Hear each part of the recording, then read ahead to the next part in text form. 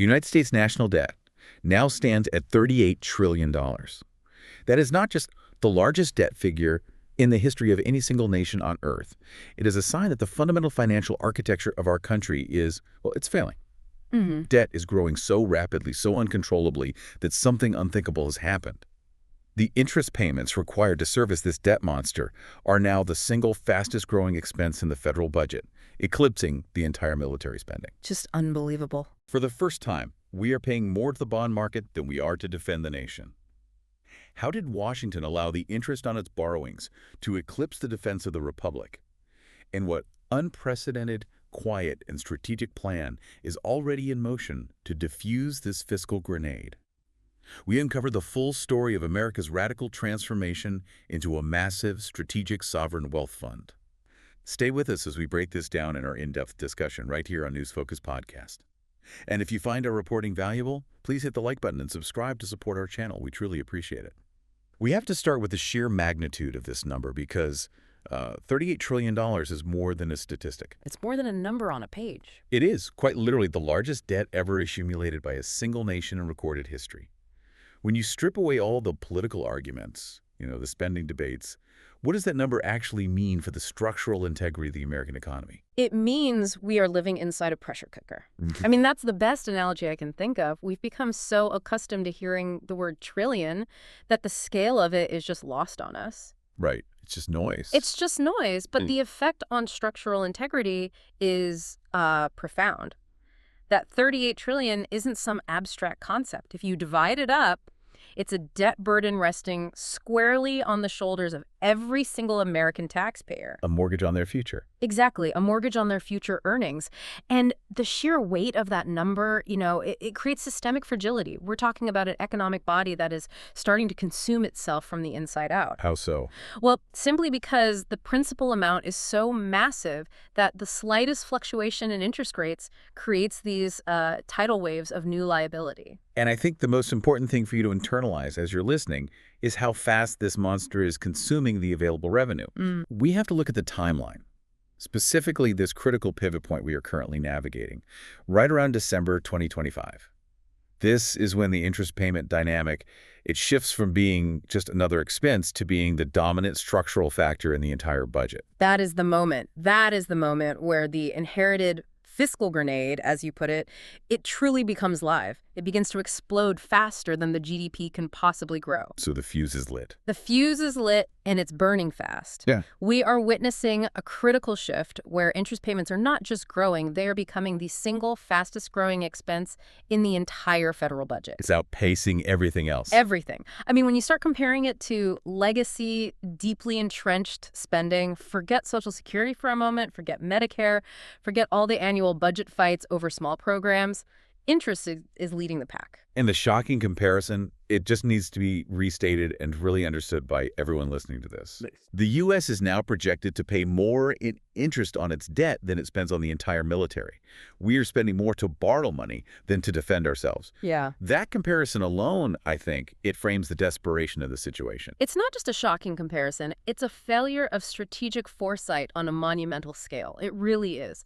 It indicates a prioritization forced by inertia, where the nation is literally paying more to service its financial obligations to creditors, foreign and domestic, than it is spending to protect its borders or project its power or secure its supply lines. So how is this different from, say, the debt after World War II? That was also a massive debt. That's a great question because it's fundamentally different. Traditional debt, like what we accumulated during World War II, was quickly outgrown by these massive post-war economic booms and critically low regulated interest rates. So the economy grew faster than the debt.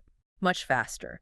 Our current debt, however, is compounded by high interest rates and projected slower growth, which fundamentally changes the math.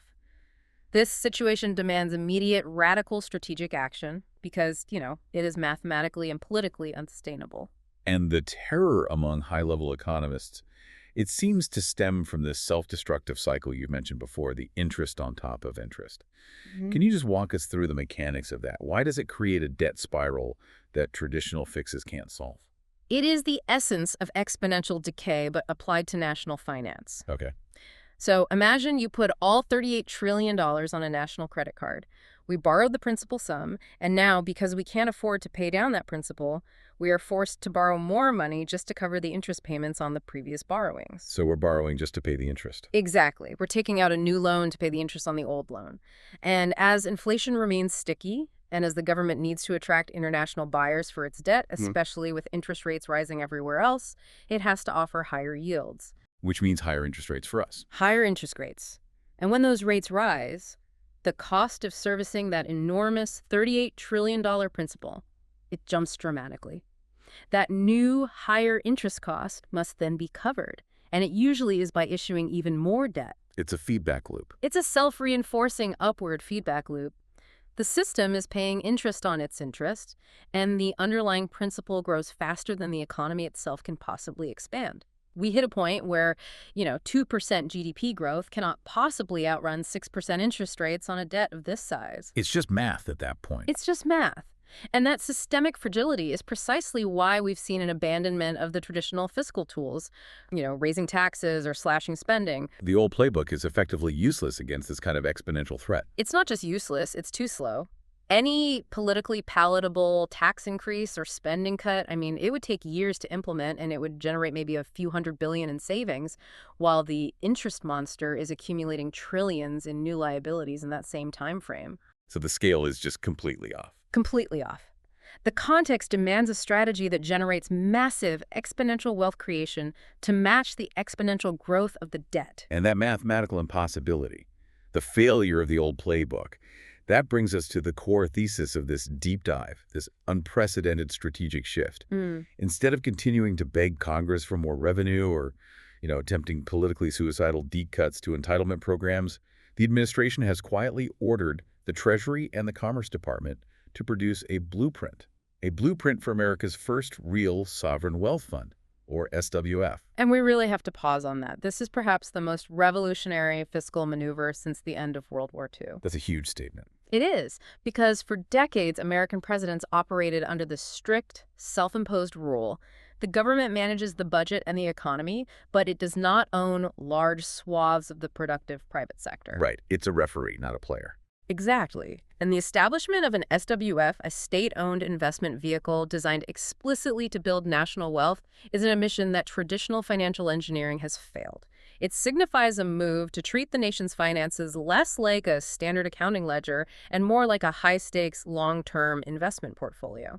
And like you said, no president has really done this before. No president in U.S. history has ever dared to suggest using government resources to actively invest and build wealth in this capacity. It's a paradigm shift. And this move, it instantly puts America, the global leader in free markets, into a club of national asset management that has historically been dominated by, other kinds of countries. That's right. Resource-rich autocratic states or small strategic nations, we've watched them use this model for decades. So can you detail who these global players are? What lessons is America taking from them? Absolutely. When we talk about sovereign wealth funds, we are talking about nations building wealth not through taxation or printing money, but by investing their surpluses directly into global assets. Okay, so who's the best example?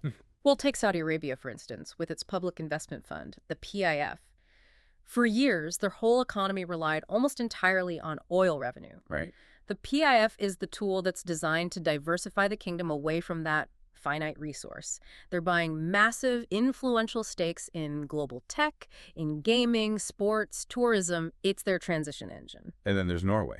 Then there is Norway, which is often hailed as the most transparent and successful model. Their government pension fund, Global, is this trillion-dollar behemoth. It manages the profits from their North Sea oil and gas reserves. And they own a piece of everything. Critically, it owns about 1.5% of all globally listed stocks. The returns from that fund ensure the long-term solvency of the Norwegian pension system. It creates passive income for every single citizen. And the third model, the rival model. And finally, the rival model, China. China's state investment corporations are not solely focused on profit. They are used as a strategic tool to dominate specific global supply chains, to secure resource access, and to exert economic influence. So we have the diversification model from Saudi Arabia, the long-term pension model from Norway, and the strategic dominance model from China. Exactly. And historically, America, the land of capital markets, has had virtually zero equivalent strategy. That's the great irony, isn't it? The largest, most innovative economy in the world, one that constantly champions free markets, has lagged so far behind in institutionalizing national asset management. This new blueprint, it signals America is finally joining that club, but with a very unique focus. Which is? Solving the debt crisis while at the same time securing technological dominance. But here is the most surprising revelation, and I think we have to emphasize this. This SWF, this Sovereign Wealth Fund, it's not just some theoretical blueprint waiting for congressional approval. No, it's not. The U.S. government has been quietly behaving exactly like a sovereign wealth fund already. We've seen Bloomberg reports confirming this, stating the U.S. is acting like it already has a sovereign wealth fund. How are they achieving this kind of stealth implementation? The key is that the SWF isn't a new line item in the budget that you can point to. Ah, so it's hidden. It is implementation camouflaged deep within existing large-scale legislative allocations. Specifically, things like infrastructure bills, the CHPS Act incentives, and broad technology grants. So things that have already passed. Things that have already passed. These instruments were framed publicly as, necessary stimulus or essential domestic production incentives. But strategically, they were structured to allow the U.S. government to deploy capital while retaining long-term, wealth-generating ownership stakes, things like preferred equity or warrants. Okay, let's nail that mechanism down. A traditional grant is just a gift, right? The money is spent and it's gone. Correct. So how does the government turn a grant or an incentive into a long-term strategic asset? It's all in the terms and conditions tied to the funding. The fine print. It's always in the fine print. So when, say, a company accepts billions in CHPS Act funding to build a new fabrication plant, the government doesn't just hand over a check. The agreement can include conditions that function exactly like an investment contract. Like what? A requirement for the government to take a minority equity stake, for example. Or, more commonly, warrants that allow the government to purchase shares at a fixed price later on should the company become wildly successful. So it's basically giving the taxpayer an upside. It effectively transforms taxpayer money from a short-term subsidy into a long-term strategic investment vehicle. It's a stealth approach to capital deployment. It completely bypasses the political friction that would come with creating a massive, overt American sovereign wealth fund. Precisely. The goal is long-term wealth transfer. They are attempting to build a national wealth machine big enough to structurally crush the debt itself. Which requires huge returns. Which requires investments that can generate returns that far, far outpace the compounding interest rate on that $38 trillion debt load.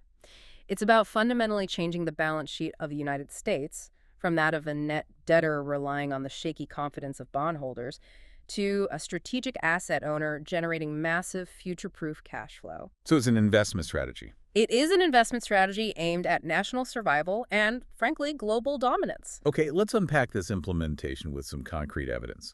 The capital was intentionally buried in allocations like the CHPS Act. This wasn't just scattered across diverse sectors, was it? It was a very surgical deployment. Oh, incredibly surgical. So what are the specific examples of where this money has gone, and what's the strategic calculus behind those choices? The deployment demonstrates this acute, almost laser-like focus on foundational technologies. We're seeing billions of dollars routed into areas that are non-negotiable for future economic dominance. Like what? The most prominent example is the significant $9 billion deployed into Intel. For chips. To boost domestic semiconductor manufacturing capabilities, we've also seen hundreds of millions of dollars routed into companies that are dealing with rare earth materials and specialized processes, often called NP materials. What are NP materials? It refers to nanoparticle processing techniques for these critical elements. Very high-tech stuff. So why Intel, why chips, and why these highly specialized rare earth producers? What's the common thread? The strategic rationale is incredibly simple, but profound. These industries form the unbreakable backbone of AI, of advanced manufacturing independence, and of 21st century economic dominance. Meaning, if you control them? If you control the means of advanced computation, the chips, and the materials required to power those chips and the advanced machinery they drive, the rare earth minerals, you control the levers of the modern global economy. It's that simple. Let's get a little more granular on the rare earth. Why are they so critical, and why this sudden need for domestic control? Okay, so rare earth elements, there are 17 of them.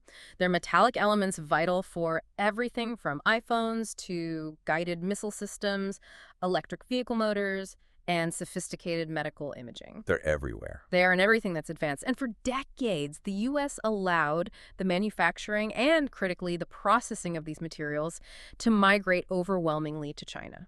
Which created a vulnerability. A massive national security vulnerability. So by investing in these NP materials, the U.S. is attempting to rapidly onshore the processing capability needed to refine those elements domestically.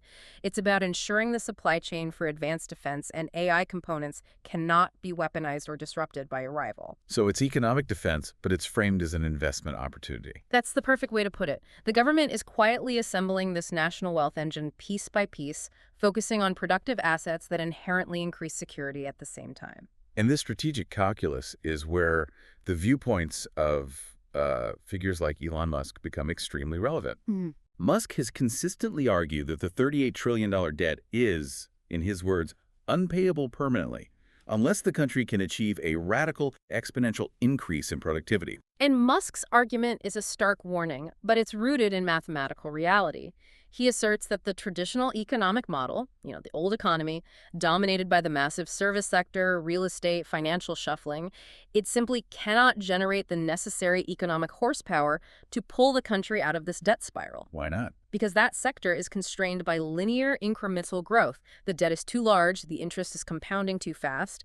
He believes that only explosive nonlinear growth driven by advanced automation, by AI and robotics, can create the surplus needed. He said something like AI and robotics can create enough economic horsepower to pull this country out of the debt spiral. That's the quote. He sees it as the only way. So AI isn't just an opportunity. In his view, it is the only escape hatch from national insolvency. Exactly. And the government is essentially adopting this techno-optimistic survival strategy.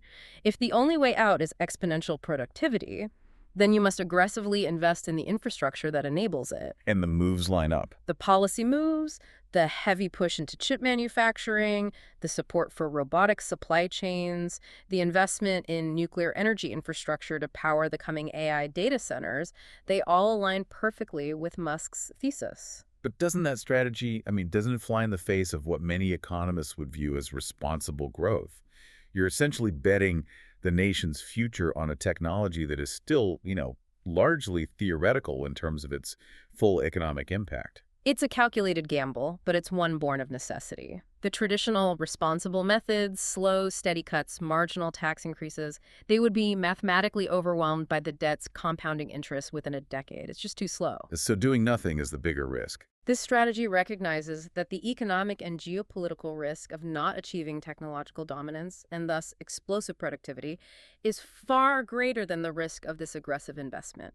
It signifies a profound shift in prioritizing hard, productive, future-facing assets over just maintaining the status quo in the service economy. Okay, so moving from the technological blueprint to the global financial architecture, we have to integrate the analysis of Ray Dalio. Yes. He's the billionaire investor and historian who, he approaches the study of empires the way a diagnostician approaches a critical illness. He's been sounding the loudest alarm about the system's fragility. Dalio's analysis is a sobering check on reality. He warns that we are entering the most dangerous financial era America's ever faced. A period characterized by the debt acting as a kind of self-destruct mechanism. And he has a name for this cycle. He defines this crisis using a cyclical model he calls the unholy trinity of national decline. It's a vicious, self-reinforcing loop that explains why mere stimulus or tax adjustments are doomed to fail. Let's break down that unholy trinity step by step, because I think understanding this cycle is paramount to justifying why this sovereign wealth fund pivot is seen as necessary. Okay. The cycle begins with the massive debt load itself. Because the principal is so large and growing so fast, the U.S. must offer increasingly high interest rates to attract foreign and domestic capital just to keep the system solvent. But those high rates come at a cost to the dollar's stability, right? Right, precisely. High interest rates, coupled with concerns about our future ability to repay, inevitably cause sophisticated investors to flee. They start moving their capital out of dollar-denominated assets and into things like commodities, gold, or the financial instruments of rival nations. And when investors flee or even just diversify, what happens to the dollar's value? The dollar weakens, sometimes dramatically, and since the U.S. imports a vast amount of goods and resources, a weaker dollar means all those imported goods become more expensive. This leads directly to domestic inflation, Raising the cost of living. raising the cost of living, the cost of doing business, everything. And how does that inflation loop back to make the original debt problem even worse? Well, that inflation pressures the Federal Reserve to push interest rates even higher to try and cool the economy and stabilize prices. But those even higher rates then exponentially compound the cost of servicing the original $38 trillion in debt, which makes the problem worse and scares off even more investors. It's a closed downward spiral. It's a terrifying doom loop.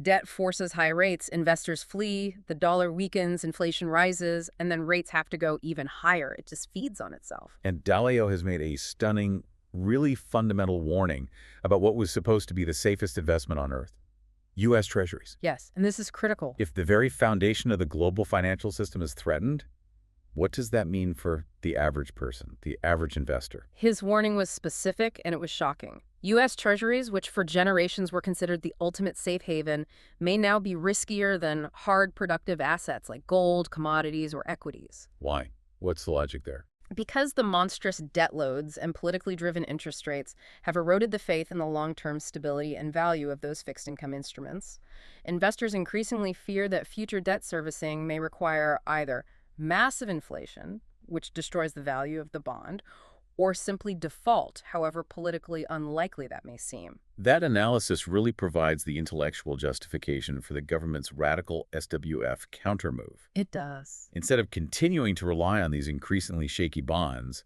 the U.S. is positioning itself to own the very assets that grow faster than inflation and thus provide a hedge against the exact economic spiral Dalio is warning about. It is the direct strategic response. Dalio warned that reliance on fixed income debt instruments was doomed.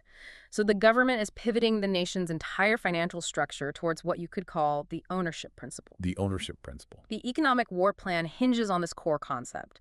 America must aggressively acquire and own the industries that power the future, ensuring those critical supply chains are not rented, outsourced, or reliant on rival nations like China. So let's just reiterate this new arsenal. What are the specific categories of strategic assets the government is betting on? The focus remains intensely concentrated in these areas that represent future productivity and stability. First, AI and robotics, which are viewed as the new brainpower and the ultimate source of that exponential productivity growth we talked about. Okay. Second, semiconductor chips. Because nothing, not defense systems, not commercial infrastructure, not AI hardware functions without advanced microchips, control over chip fabrication is national control. Makes sense. Third, nuclear energy, providing stable, powerful, high-density energy sources that are inherently impossible to outsource. This ensures the massive energy demands of the coming AI and robotics revolution can be met domestically. And finally, Rare earth minerals and advanced processing, securing the foundational metals and manufacturing independence needed for everything from EV motors to missile systems, all advanced hardware.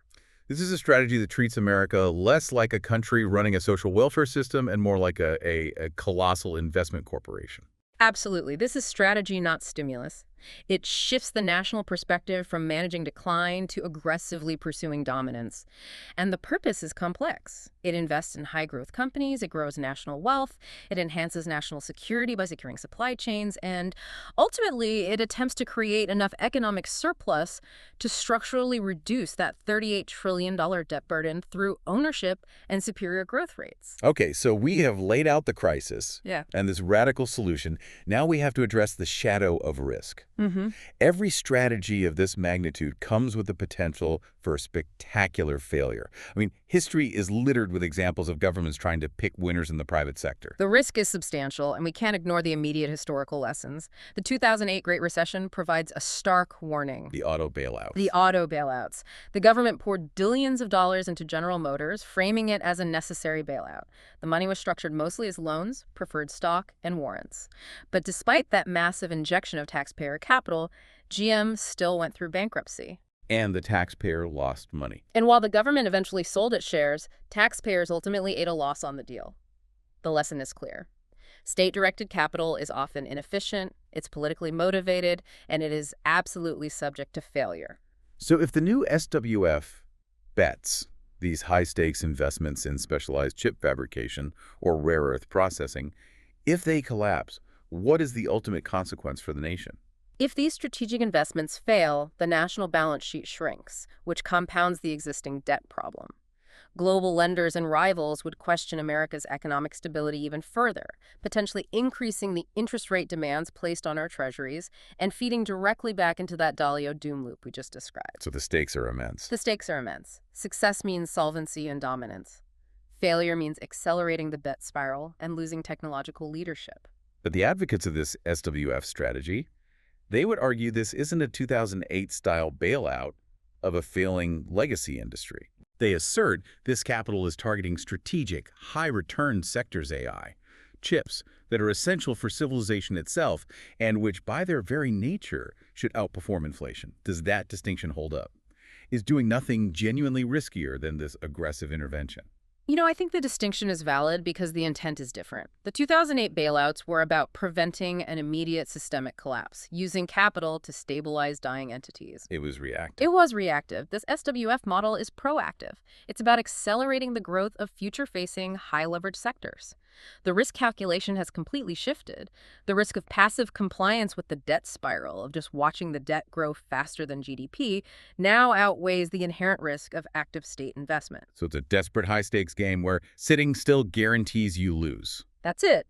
While state-directed capital always carries risks of inefficiency, the focus here is on sectors universally recognized as the engines of the next century's productivity. Inherent in this aggressive push is what you could call a brewing civil war over automation within Washington itself. Oh, absolutely. On one side, you have the innovators, led by figures like Musk, arguing that automation is the only way to achieve the necessary productivity explosion. On the other, you have the bureaucracy and established interests who fear the short-term job displacement and want to slow the pace of technological change. This philosophical conflict is a critical friction point. The innovation camp argues that automation is the only way to outrun the debt avalanche. They see AI and robotics as exponential force multipliers for labor productivity, which must be embraced immediately. And the other side. However, the legacy bureaucracy, often rooted in systems designed to maintain existing employment structures, views AI as a direct threat. They panic about market interference and the government picking winners, but fundamentally, they fear disruption to their own power base and the destabilization of traditional labor markets. If the winners of this AI race really do determine the economic winners of the century, how much of a handicap is this internal regulatory civil war for the U.S.? It is a massive handicap if the bureaucracy manages to slow the pace of deployment. But the strategy suggests that's not happening. The administration's strategic decision to fund these sectors so heavily suggests they are siding with the innovation imperative. They're choosing not to regulate itself into irrelevance. They recognize that refusing to lead means accepting subordination to rivals like China, which is pouring vast resources into state-directed AI development. This entire SWF strategy is an assertion of national survival, really, attempting to override the inertia and fear present in those legacy institutions. Now, let's transition to the immediate impact on the market. Because when the U.S. government acts as a strategic investor, it's not just another participant. Not at all. It acts as an economic tsunami. How does this massive shift in capital flow affect Wall Street and the everyday investor? The comparison to an investor like Warren Buffett is useful, but it's vastly understated. When Buffett buys a company, Wall Street validates it instantly. The Buffett effect. The Buffett effect. But when the United States government, the world's largest economy, single largest buyer of goods and services, and the controller of the most important reserve currency, starts actively buying strategic stakes, it is a tidal force. It completely and immediately reroutes the flow of private capital. So how does government action create that instant FOMO, that fear of missing out across Wall Street, turning a strategic investment into a financial avalanche? It creates guaranteed long-term demand. It's really that simple. If the government's strategic fund invests $9 billion in Intel or a specific rare earth processor, it telegraphs two critical messages to the financial markets. What are they? First, this company is now a national security priority, meaning its survival is all but guaranteed. And second, the government itself will be a massive long-term customer for the products this company makes. And what do hedge funds and institutional investors do when they receive that kind of guaranteed signal? They pile in right behind it. Of course they do. Hmm. They see a guaranteed alignment with national power and long-term stability that very few private ventures can ever offer. This isn't traditional market manipulation. It's more like financial gravity. So the whole market tilts. The entire market tilts. When the world's biggest spender becomes the world's biggest strategic investor in a specific sector, investment money shifts out of legacy sectors and flows aggressively into those chosen strategic areas. Stock prices in those chosen sectors jump dramatically, and opportunities open up rapidly. And this is a critical point for anyone listening. Yes. The federal government is giving clear signals about where the economy is fundamentally headed for the next 20 years. Okay, to summarize this whole strategic architecture, let's circle back to the global landscape. What does this quiet, unprecedented SWF initiative fundamentally mean for America's standing in the world and its future solvency? It corrects a massive global imbalance that has persisted for decades. We noted that nearly every major competing power, China, Saudi Arabia, Norway, already utilizes a sovereign wealth strategy to build wealth, to secure their economic futures, and to diversify risks. And the U.S. was the odd one out. The U.S., relying on its free market inertia, lagged behind. This SWF is a profound power move. It's designed to make America the wealth champion of the world again, achieving dominance not through temporary stimulus, but through strategic long-term asset ownership in the most important productive sectors. It's an assertion of economic sovereignty. And this shift from government as merely a massive spender to government as a strategic stealth investor, it has direct, tangible implications for the individual listener's financial future and strategy.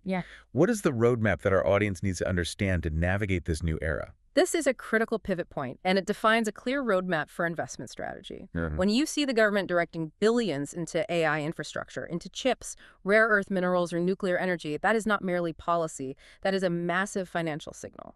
A signal to follow the money. And when figures like Ray Dalio warn that the reliance on old financial assets is decaying, that is a warning to pivot towards productive assets. So the people who recognize and follow the alignment of capital, where the federal government and the private sector are now strategically aligned, they are the ones positioned for wealth creation.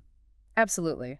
Those who ignore this shift, who remain focused solely on the traditional linear service economy, will be vulnerable to the relentless pressure of rising interest rates and compounding inflation eroding their capital. This strategy requires you, as a listener, to start thinking like an investor, recognizing that the federal government is now signaling market direction through its strategic capital deployment. The next generation of wealth will belong to those who know where the money is going before the headlines catch. Precisely. This is about anticipating the trend lines of national power and wealth creation. The government is showing you the roadmap to the only sectors it believes can outrun that $38 trillion debt monster. And that is the knowledge that creates opportunity. Thank you, and thank you to our listeners. That's all for this deep dive. But it leaves us with one haunting question. If the guardians of the rules are the first to break them, who is left to protect the game?